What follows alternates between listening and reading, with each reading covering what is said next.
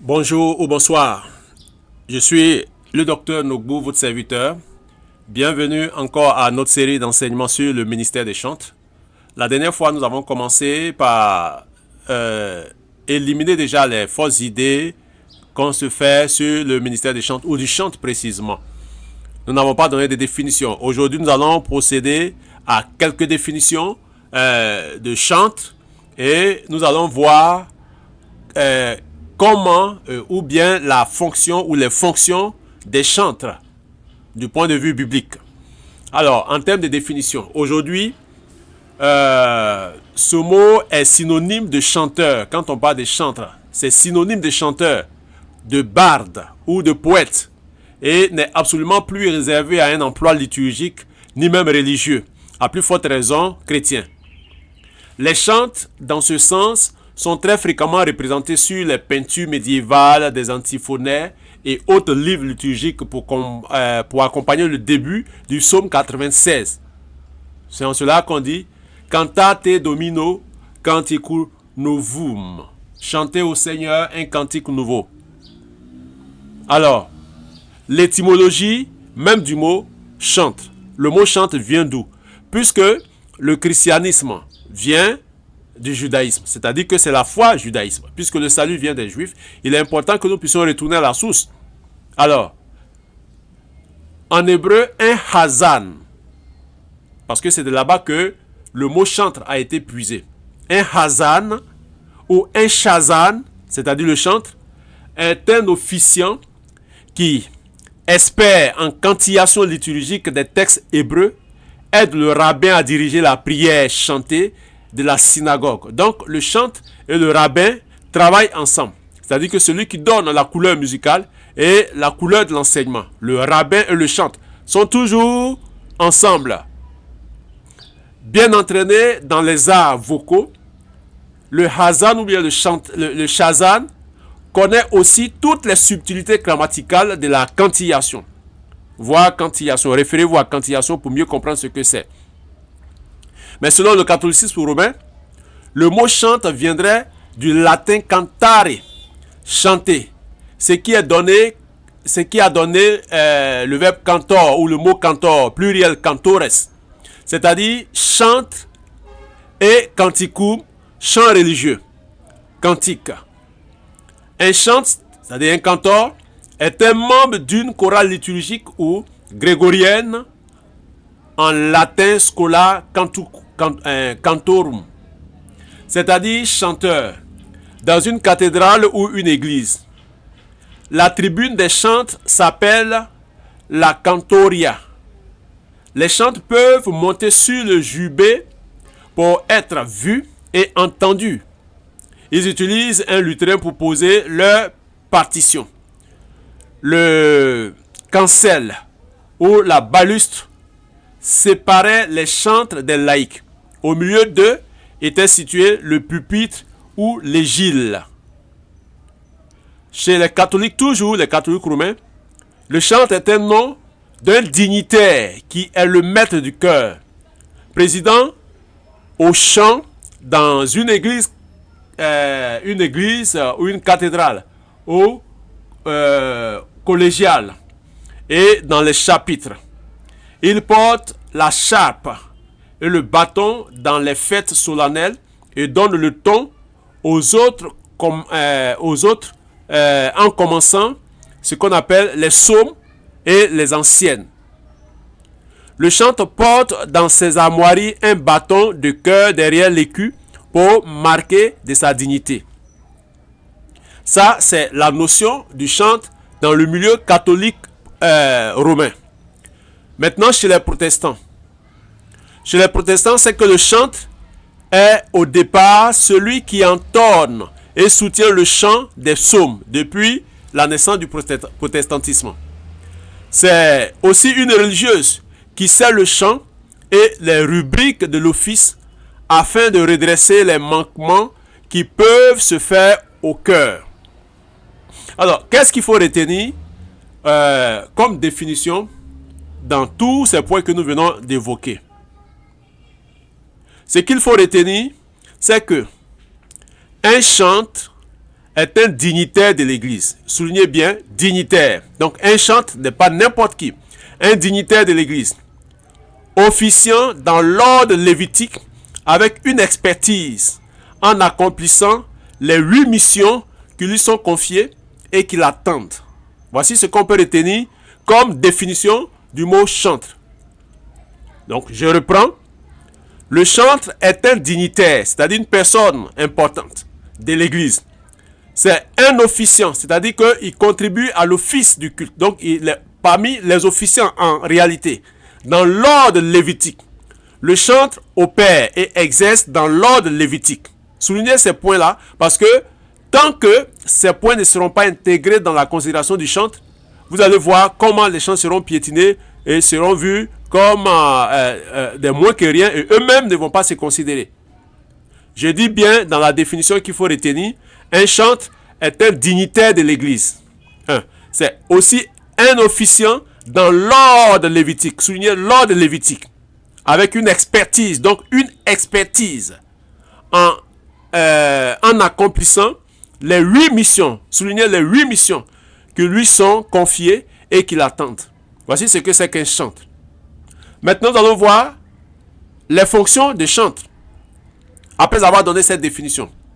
Quelles sont les fonctions de chantre? Lorsque nous lisons les Saintes Écritures, qu'est-ce qui attendait les chantres comme fonction, comme tâche? Premièrement, les chantres se tiennent à l'Orient. Lorsque nous lisons le texte de 2 Chroniques, le chapitre 5, à partir du verset 12. Pourquoi se tenir à l'Orient? L'Orient est le symbole des religions spiritualistes, de l'occultisme et de tous ses dérivés. La Bible nous parle des mages d'Orient. Quand on lit en Matthieu le chapitre 2, versets 1 à 2 et versets 9 à 10. Ézéchiel 8, versets 16 à 17. De cette analogie, il est de fait que c'est de l'Orient que toutes les attaques proviennent. D'où la présence des chantres à l'est. Nous sommes en train d'expliquer pourquoi est-ce que les chantres se tiennent à l'Orient. Ils jouent ainsi un rôle d'interposition et de protection dans la louange contre les forces des ténèbres. C'est-à-dire que les prestations des chantres, la direction de la louange et l'adoration par les chantres est un moyen spirituel de protection contre les œuvres et attaques spirituelles. Il faut donc que ce ministère soit compris et restauré aujourd'hui. Nous avons dans la parole de Dieu des chantres et on en cite un. Lorsque nous lisons dans le texte de 1 Chronique, le chapitre 15, le verset 2, vous pouvez noter ces références après les lire après. Là, nous avons un chef de musique qui se nomme Kenania, qui est chef de musique parmi les Lévites. Il dirigeait la musique car il était habile. Il se nomme Kenania. Alors, ce qui est remarquable, c'est que nous avons un trio chantre, trio de chantres. C'est à partir d'eux que cette notion s'est développée jusqu'à ce qu'on arrive au temps de David. Nous avons Asaph, nous avons Héman, nous avons Éthan. Quand on lit le texte de 1 Chronique, le chapitre 15, le verset 19, il est dit, les chantres Héman, Asaph et Éthan avaient des cymbales d'airain pour les faire retentir. Donc ici on les voyait comme des instrumentistes. Les chantres dirigent le chant dans la maison de l'Éternel. Ils étaient au service du chant devant le tabernacle depuis David jusqu'à ce que Salomon en bâtit la maison de l'Éternel. Et là, on peut lire 1 Chronique chapitre 6, verset 16 à 17 et 2 Chroniques chapitre 23, verset 13. On les voit comme des associés de la communauté. Les chantres étaient associés à toutes les actions de la communauté. Par exemple, lors du transport de l'arche de l'Alliance depuis la maison d'Obed-Édom jusqu'à Jérusalem, les chantres étaient mis en place pour soutenir la réjouissance. Ils sonnaient des trompettes en dirigeant le transport. 1 Chronique, le chapitre 15, 16 à 24. Les chantres étaient des inspirateurs d'adoration. Parce qu'ils inspiraient l'adoration effectivement lorsque nous lisons toujours ce même chapitre, mais à partir du verset 18 jusqu'au verset 24. Les chantres intervenaient même en temps de guerre. C'est-à-dire, si on veut illustrer cela aujourd'hui, ce qu'on appelle les combats spirituels et autres. Selon 2 Chroniques, le chapitre 20, verset 21, ils marchent devant l'armée. Alors, ceux qui ne sont pas dans l'armée, qui marchent au devant de l'armée, ça veut dire qu'ils sont considérés comme aussi une armée. Marcher devant l'armée évoque 2 idées. Premièrement, cela signifie que les chantres interviennent en tant que soldats, mais en temps de guerre. Deuxième idée, c'est que dans leur intervention, les chantres se positionnent entre l'armée et l'ennemi. C'est-à-dire que l'armée est derrière eux, ils sont devant l'armée, et puis l'ennemi se trouve en face des chantres. Vous voyez comment, vous voyez cette révélation? Et c'est ce qui s'est passé dans le texte de 2 Chroniques, le chapitre 20, le verset 21. Il y a un schéma même qui ressort dans le livre intitulé Ministère des chantres restaurés. Hein? Il y a un schéma qui illustre cela. On voit l'armée, on voit les chantres, et puis on voit l'ennemi. Dans la partie où se trouve l'armée et les chantres, c'est le camp des dieux. Celui qu'on appelle El Shaddai, le lion de la tribu de Juda, comme vous l'appelez. El Eliona Adonai. Hein? Le Saint béni soit-il et autres. Mais quand vous voyez de l'autre côté, il y a l'ennemi, où se trouve le monde des ténèbres, où agit la puissance des ténèbres, contrôlée par Satan et ses ordres. Donc, les chantres sont comme un bouclier d'interposition entre l'armée et l'ennemi, selon ce texte-là. Est-ce qu'aujourd'hui, c'est des choses qui sont faites? Ou bien nous allons mettre ça au compte de la Nouvelle Alliance pour dire que ça ne peut plus se faire. Lorsque nous faisons une transposition dans l'Église, nous conviendrons que les chantres jouent un rôle important et incontournable dans les programmes de croisade d'évangélisation, les programmes de délivrance et de combat spirituel. Une Église ne peut pas tenir un programme de combat spirituel ou de délivrance en écartant ou minimisant l'intervention des chantres. En référence au texte de 2 Chroniques 20, 21, j'aimerais que vous relisiez ce texte. Je vous ramène à ce texte. Donc, une séance de délivrance ne tient en positionnant des chantres en avant-plan du combat.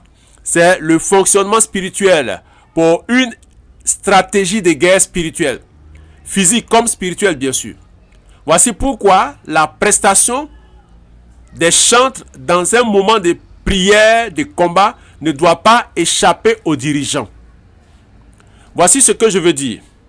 Il se trouve qu'une église locale soit confrontée à des défis et des batailles localisées sur son site d'implantation. Ces défis se présentent sous forme d'échecs répétés dans le domaine scolaire, par exemple, estudiantin, des situations de chômage alarmants, des cas de décès à répétition constatés dans la communauté, et souvent même, ces cas frappent une famille X ou Y sans que personne ne s'en soucie. Ce tableau sombre et malheureux est en général le quotidien de certaines églises données. Que faire en pareille situation? Faut-il que le leader s'apitoie? Non. Les responsables locaux de la communauté, au contraire, doivent engager les fidèles dans un combat spirituel en mettant les chantres en premier plan. Alors, la victoire sera certaine et totale conformément à 2 Chroniques, le chapitre 20. Si cela n'est pas fait, les dirigeants de cette église peuvent être mis en cause, à moins qu'ils aient une autre stratégie révélée. Il faut tout mettre en place pour éviter de combattre ce ministère dans nos assemblées chrétiennes aujourd'hui. Nous insistons sur cette stratégie de combat à cause de l'importance des chantres dans la marche de l'église. Il faut mettre les chantres à leur place avec beaucoup de considération et leur rappeler leurs responsabilités. C'est un ministère aussi sérieux que d'être pasteur ou apôtre ou prophète ou docteur, conformément à une éthique et une déontologie appropriée, comme nous le verrons. Les chantres sont chargés des offices de la maison de l'Éternel, selon Néhémie 10, 39 à 40.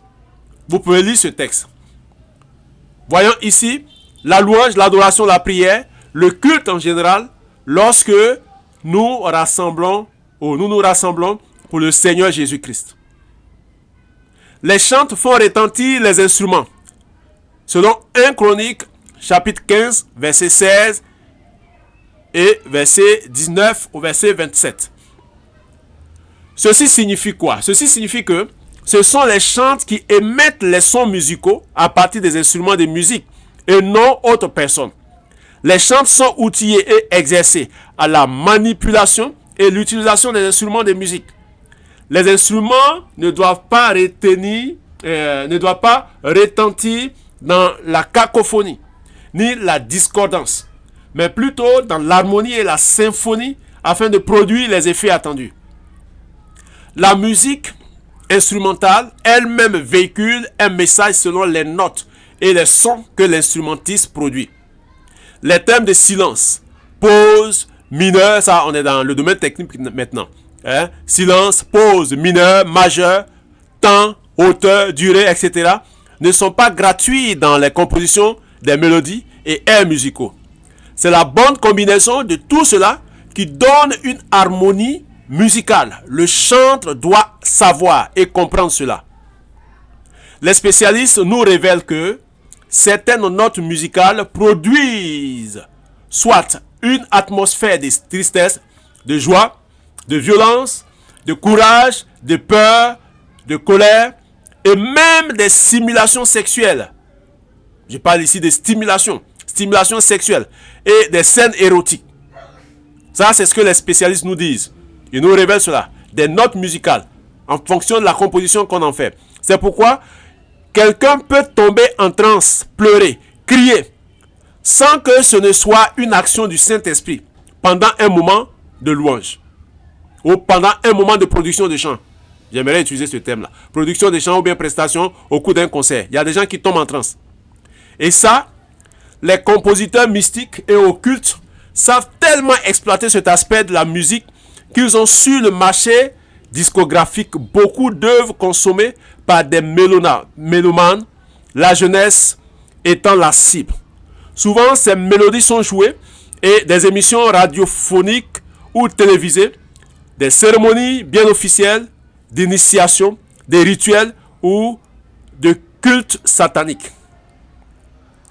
En touchant ce côté de la musique, nous voulons inviter les chantres à avoir une culture musicale et maîtriser leur milieu. Car Dieu a besoin de chantres qui produisent des sons appropriés pour sa gloire, afin de nous entretenir dans les chants, les cantiques, les louanges et les adorations, etc. Et surtout dans les combats spirituels. Chantres, savez-vous la valeur, la portée des instruments que vous utilisez lors de vos prestations? Maîtrisez-vous le maniement de vos instruments dans vos prestations à la gloire de Dieu? C'est une interpellation à partir de ces questionnements. Il est important que vous sachiez cela pour être efficace, pour jouer bien votre rôle et exercer votre ministère comme il se doit.